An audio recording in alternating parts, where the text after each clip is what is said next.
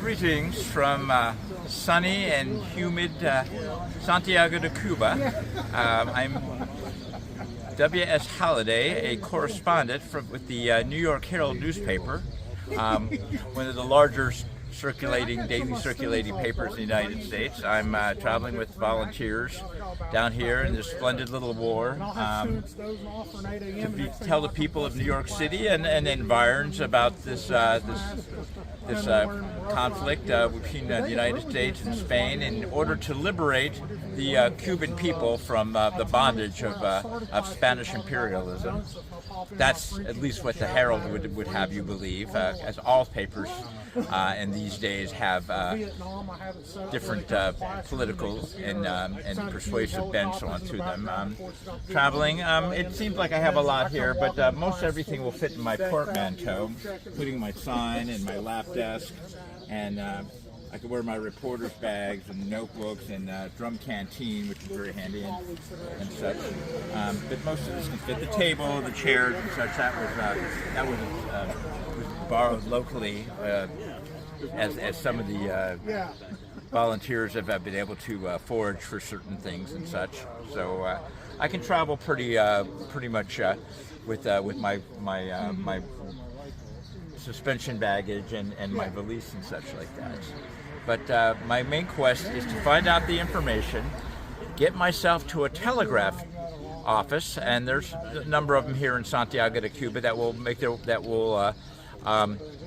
connect to Havana, which is under the government of the insurrectionists that are fighting for their liberty that the United States is trying to foster, and get that telegraph wire up to New York City. It could be relayed through Florida, either Miami or Tampa, up through along the way to up to New York City, to our Herald offices and such like that. And of course, somebody else there, a copy editor, will rewrite the story to put whatever, tweak it in whatever way that they need to put the bent in and such like that. But I have my valise and such like that, and all reporters, all correspondents in this conflict are armed.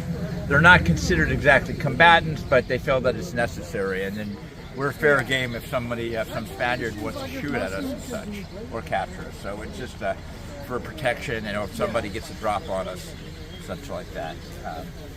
And here is a map, a latest map of Cuba. Here we are in the eastern part, in Santiago de Cuba. Havana is a little bit to the west. But that, again, as we're saying, that's in the hands of the insurrectionists that are rebelling against Spanish rule, such like that.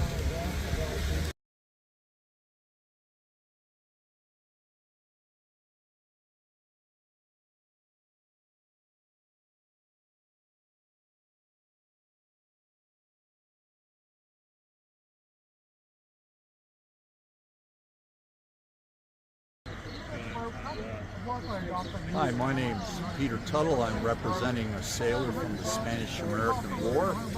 In the Spanish-American War, which really lasted 3 months, 90 days, a little plus or minus, the U.S. Navy had a series of strategic victories against the Spanish fleet. They had one in Manila Bay in the Philippines, they had one in Santiago Bay in Cuba, and a smaller engagement in Puerto Rico. In essence, the American fleet sunk every ship of the Spanish fleet and provided fairly free access to the Marines and the Army on the ground in Cuba and Puerto Rico. The Navy also blockaded Cuba very successfully, and if you're interested, you can read tons about it online. But they did a very excellent job and basically won the strategic victory for the United States at the time. Thank you.